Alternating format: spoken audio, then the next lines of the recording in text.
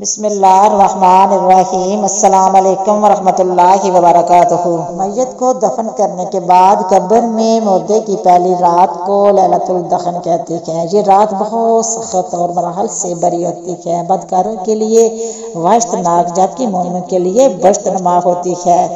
آج ایک لمبی تفصیلی متفقہ حدیث پیش کریں گے جس میں قبر میں نیک اور بدکار انسانوں سے سوال و جواب اور میت کی قبر میں پہلی رات کا تفصیلی طور پر ہمارے پیارے نبی کریم صلی اللہ علیہ وسلم نے ذکر فرمایا ہے۔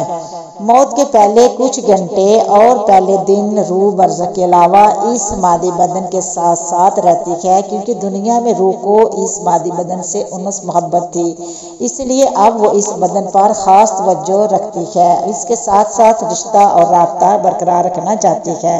غسل اور دوسرے امور سر انجام دیتے وقت روح اس بدن کے ساتھ رہتی ہے اور اس مادی بدن کو دفن کرتے وقت روح خود کو قبر میں دیکھتی ہے۔ یونی میت کو قبر میں رکھا جاتا ہے، اسی وقت قبر کی پہلی رات کا آغاز ہو جاتا ہے اور یہ بہت ہی سخت رات ہوتی ہے، جیسے میت تجربے کرتی ہے اور اس سے کوئی چھٹکارا نہیں ہے۔ حضرت امام صادق کی روایت کو مد نظر رکھتے ہوئے مسلمان کی نظر میں قبر اور وہاں کے پیش آنے والے تمام احوال عالم برزخ ہیں۔ اس نظریے کے مطابق قبر میں داخل ہونا اور قبر کی پہلی رات موت کے آغاز سے ہی شروع ہو جاتی ہے اور بدن کے دفن ہونے سے کوئی تعلق نہیں ہے۔ اب جن لوگوں کے جسم دفن نہیں ہوتے، یعنی آگ میں جل جاتے ہیں یا پانی میں غرق ہو جاتے ہیں، تو ان کی پہلی رات کیسے گزرے گی؟ اس بارے میں امام طبری بیان کرتے ہیں کہ حضرت امام عسکری کے پاس ایک شخص آیا اور پوچھنے لگا کہ جو لوگ جل جاتے ہیں یا پانی میں ڈوب جاتے ہیں اور ان کے جسم دفن نہیں کیے جا سکتے، تو پھر ان کی قبر کی رات کیسی ہوگی؟ آپ نے فرمانے لگے کہ مرنے کے بعد کی حالت کا نام قبر ہے۔ خواہ مرنے والا جل جائے، دریا میں غرق ہو جائے، کوئی اور کسی مصیبت میں ہو مر جائے یا کوئی اسرا یا گھڑیال نکل جائے، اس قبر کی کیفیت عذاب انعام کی کیفیت ہمیں نہیں بتائی گئی ہے، بس جس قدر ہمیں بتایا گیا ہے اسی پر آمنا وصدقنا کہنا ہے۔ اس لیے قبر کی نعمتیں یا تکلیفیں کیسے ملیں گی، اس کے بارے میں سوال کرنا بے سود ہے۔ سمجھنے کے لیے اتنا کافی ہے کہ رات میں جب ہم خواب دیکھتے ہیں تو اسی میں ہم کیے جا رہے ہیں، کسی سے بات چیت کر رہے ہیں تو جسم ہمارا ہمارے بستر پر ہوتا ہے اور روح کا تعلق کسی سے بات چیت کرنے سے ہوتا ہے۔ اس طرح روح جو العلین میں چلی جاتی ہے اور جسم قبر میں رہتا ہے تو ان دونوں کا لگاؤ اسی خواب کی طرح ہوتا ہے۔ جسم کہاں ہوتا ہے وہ اللہ ہی کو معلوم ہے۔ اب بات کرتے ہیں قبر کی پہلی رات کیسی ہوگی۔ حدیث میں ہے، حضرت براء بن عازب رضی اللہ تعالیٰ عنہ بیان کرتے ہیں کہ ہم حضور پاک صلی اللہ علیہ وسلم کے ساتھ ایک انصاری کے جنازے میں شریک ہوئے۔ ہم جب قبر پر پہنچے تو لخت تیار نہیں ہوئی تھی، لخت تیار ہو رہی تھی کہ ہم نے حضور پاک صلی اللہ علیہ وسلم کے پاس بیٹھ کے جو کہ میت کے سرخانے بیٹھے تھے، ہم نے دیکھا کہ آپ صلی اللہ علیہ وسلم کبھی آسمان کی طرف دیکھتے اور کبھی لحد کے اندر دیکھتے جو کہ تیار ہو رہی تھی۔ 3 مرتبہ ایسا کرنے کے بعد حضور کریم صلی اللہ علیہ وسلم نے اس طرح دعا مانگی کہ اللہ میں عذاب قبر سے تیری پناہ چاہتا ہوں۔ پھر آپ صلی اللہ علیہ وسلم نے ارشاد فرمایا، بندہ مومن جب دنیا کی طرف رابطہ توڑ کے آخرت کی طرف متوجہ ہوتا ہے، یعنی جب اس کی موت کا وقت آتا ہے تو سورج کی طرح چمکتے دمکتے سفید چہروں والے فرشتے جنتی خوشبودار جنتی کفن لے کر اس کے پاس آتے ہیں، حتیٰ کہ وہ حد نظر تک اس کے سامنے بیٹھ جاتے ہیں۔ پھر ملک الموت تشریف لاتے ہیں تاکہ وہ اس کے سر کے پاس بیٹھ جاتے ہیں، کہتے ہیں پاکیزہ روح اللہ کی مغفرت اور اس کی رضامندی کی طرف چل۔ وہ روح ایسے نکلتی ہے جیسے مشکیزے سے پانی کا قطرہ، بالکل غیر محسوس طریقے سے اس کی روح نکال لی جاتی ہے،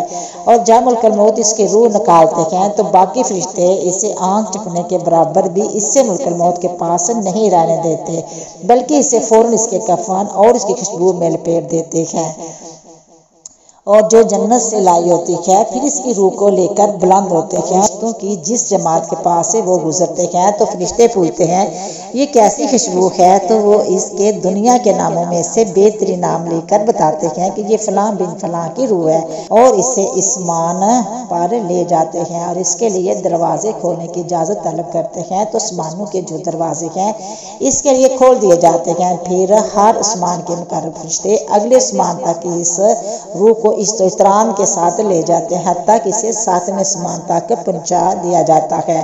تو اللہ تعالیٰ فرماتا ہے کہ میرے بندے کا نامہ اعمال علیین میں لکھ دو۔ علیین اور سجین یہ دو مقامات ہیں۔ ایمان والوں کے لیے روحیں جو ہیں وہ علیین میں اور ان کا نامہ اعمال لکھ دیا جاتا ہے، جو منافقین ہیں وہ مجرم ہیں سجین میں لکھا جاتا ہے۔ سورۃ المطففین سورۃ نمبر 83 ہے، پارہ نمبر 30 کے اندر اسے واپس دنیا کی طرف لے جاؤ کہ میں نے انہیں اسی دنیا میں پیدا کیا اور اسی میں لٹاؤں گا، پھر وہ دوبارہ اسی سے نکالوں گا، پھر اسی کی روح اس کے جسم کی طرف لٹا دی جاتی ہے۔ حوالات ہیں آیت نمبر 42 کے تحت کہ نیند کی حالت میں بھی انسان کی روح قبض ہوتی ہے، لیکن اس کو چٹکی کاٹیں تو وہ جاگ اٹھتا ہے، روح کا تعلق بھی رہتا ہے اسی حالت میں۔ بالکل اس طریقے سے یہ مختلف لائف ہے برزخ کی۔ پھر دو فرشتے اس کے پاس آتے ہیں تو جو اس کی قبر میں اسے اٹھا کر پہلا سوال کرتے ہیں کہ تیرا رب کون ہے؟ مان رب کا، وہ کہتا ہے ربی اللہ، میرا رب اللہ ہے۔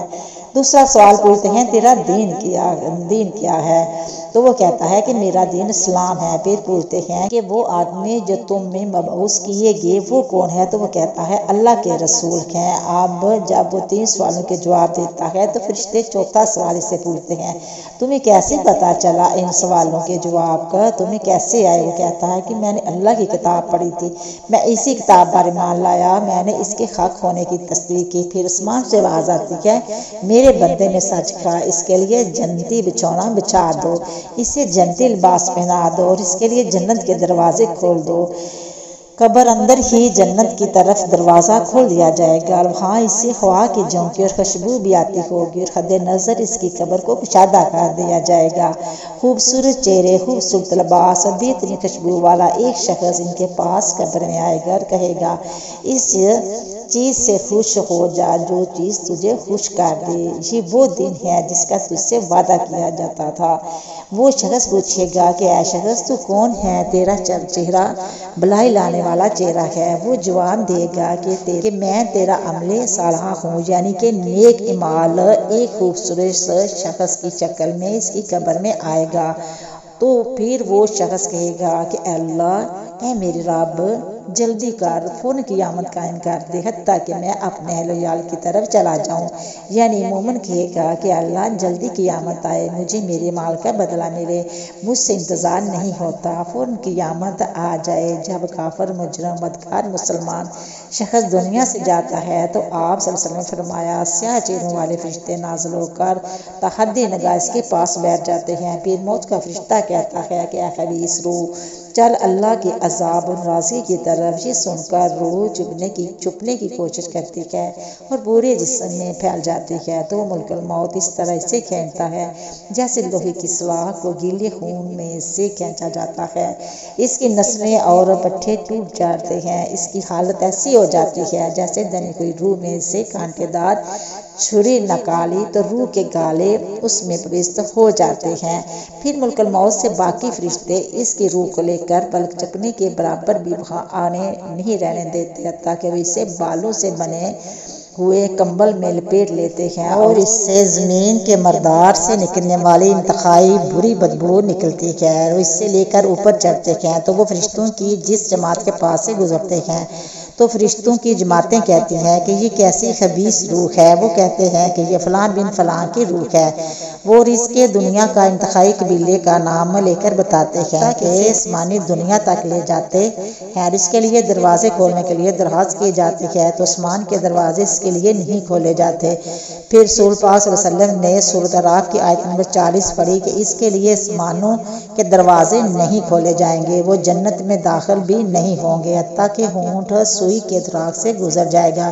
یہ سورہ راف کی آیت ہے، آپ صلی اللہ علیہ وسلم نے پڑھی۔ پھر آپ صلی اللہ علیہ وسلم نے فرمایا کہ اللہ تعالیٰ فرماتا ہے کہ اس خبیث روح کا نامہ اعمال سب سے نچلی کتاب سجین میں لکھ دو۔ پھر اس کی روح کو شدت کے ساتھ پڑھا جاتا ہے۔ پھر آپ صلی اللہ علیہ وسلم نے یہ آیت تلاوت فرمائی، سورہ حج کی، جو شخص اللہ کے ساتھ شرک کرتا ہے گویا وہ آسمان سے گر پڑا تو پرندہ اسے اچک کر لے جائے، یہ کسی دور جگہ پر پھینک دے۔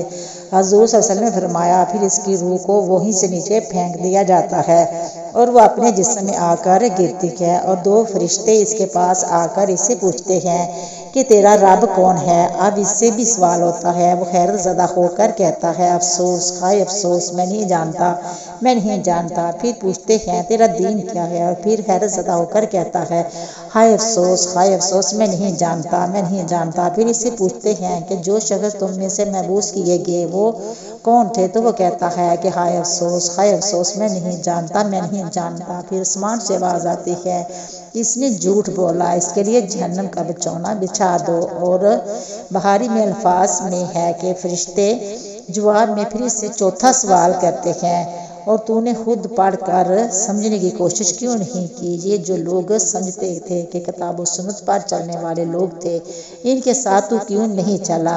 اللہ تعالیٰ فرماتا ہے کہ اس کے لیے جہنم کا بچھونا بچھو دو اور جہنم کی طرف ایک دروازہ کھول دو، وہاں سے گرمی اور گرم ہوا اس کی قبر میں آتی رہے گی اور اس کی قبر کو اس قدر تنگ کر دیا جائے گا کہ اس کی پسلیاں ایک دوسرے کے اندر داخل ہو جائیں گی، اور ایک چہرے والا شخص لباس میں انتہائی بدبودار لباس میں اس کے پاس آئے گا اور اس سے کہے گا تمہیں ایسی چیزوں کی بشارت ہو جو تمہیں غم زدہ کر دیں، یہ تیرا وہ دن ہے جو اس کا تجھ سے وعدہ تھا۔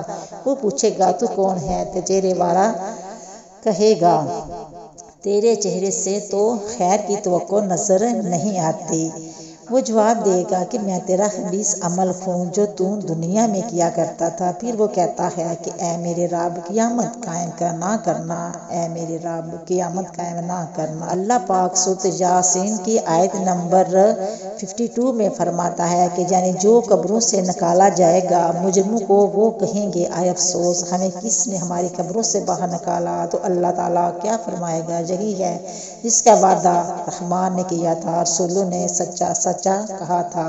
امید کرتی ہوں کہ آپ کو میری یہ ویڈیو پسند آئی ہوگی، تو پسند آئی تو شیئر کرنا، سبسکرائب کرنا، اچھے کمنٹ کرنا، دعاؤں میں یاد رکھنا۔ انشاءاللہ ملیں گے نیکسٹ ویڈیو، تب تک اوکے، اللہ حافظ۔